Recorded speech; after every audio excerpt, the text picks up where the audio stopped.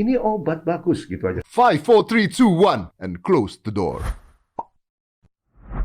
Dr. Henry Suhendra, ini dokter yang paling dicari saat ini di Indonesia, di dunia. Gara-gara kata-kata gue juga sih sebenarnya. Yeah. Vitamin D. Wow, saya kan posting tuh, vitamin D, high dose. Yeah. Wow. Bener tidak nih vitamin D ini menghindari COVID, dok? Nah, literatur yang saya pegang adalah, salah satunya adalah Dr. Michael Holick dari Boston University. Itu tahun 2020, tulisan dia muncul di koran di Boston, Boston Herald. Ya. Oke. Bulan September 2020 itu mengatakan kalau vitamin D kita optimal, ya sebenarnya kata yang bagus adalah optimal ya. Itu mengurangi kemungkinan infeksi coronavirus sampai 54%. 54%. Ya, tinggi loh, tinggi sekali. Vaksin berapa vaksin?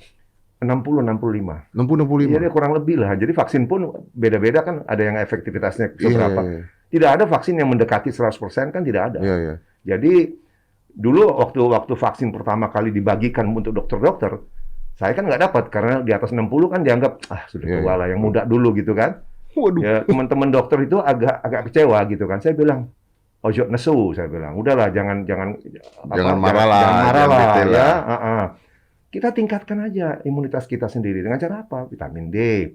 Nah, mungkin Ibu Siti Fadilah itu mengatakan 30%, di atas 30 aman, karena itu berkaitan saya rasa dengan kriteria laboratorium yang dipakai di Indonesia. Yaitu yang dibilang cukup, yaitu 30 sampai 100. 30 sampai 100. Nah, padahal kalau menurut saya, menurut literatur saya yang saya baca, itu kalau 30-40, itu hanya cukup bagus untuk patah tulang misalnya. Belum cukup untuk virus? Tidak. Jadi tidak, kan vitamin D kan untuk melawan infeksi macam-macam nih. Bakteri, virus termasuk COVID, melawan kanker, melawan sakit jantung, melawan autoimun. Itu harus optimal, 100-an. Membantu ereksi. Jelas. Jelas itu meningkatkan ereksi, meningkatkan spermatogenesis, ya toh. Karena vitamin D ini juga bekerja baik langsung maupun tidak langsung. Tidak langsung dia merangsang testosteron. Testosteron jadi naik, ereksi naik. Ya. Berarti kalau saya 100 lebih di atas, bagus. Bagus, nggak ada masalah. Tapi selalu begini, kalau di atas 100 itu kan kita sudah mau, sudah optimal, dan di luar sudah beda lah. Pendapat beberapa dokter ya. Saya sebutkan ya. Dr. Judson Sommerfeld. Jadi ini ada referensinya, bukan asal mangat nih kita. Judson Sommerfeld dari Texas, itu ada bukunya. Optimal dose ya, itu menyebutkan bahwa optimal blood level, jadi COBL namanya, clinical optimal blood level itu adalah 100 sampai 140 nanogram per mililiter. Kemudian ada lagi Profesor Cicero Coimbra, itu dia ahli autoimun di Sao Paulo, Brasil. Dia bilang juga untuk autoimun harus di atas 100 nanogram per mililiter. Harus di atas 100? Ya, harus di atas 100. Cuma pesan saya, kadang-kadang kita kan nggak tahu nih, saya 110 misalnya, atau 120, 130, kan dibilang sampai 150. Setiap orang beda. Jadi bagaimana kita tahu ini kita sudah, level kita sudah puncak nih.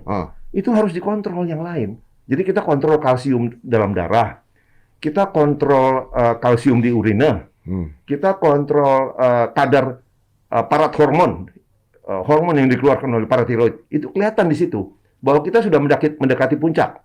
Jadi misalnya, orang tanya lagi kembali ke arah dosis kan. Selalu kan tanya dosis. Dosisnya berapa sih? Dosisnya berapa sih? Itu gitu, selalu kan. Saya kan tulis di Instagram saya, high dose.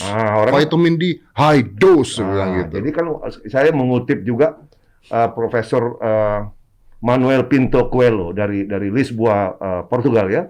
Dia mengatakan, most of the drugs taken today try to imitate what high dose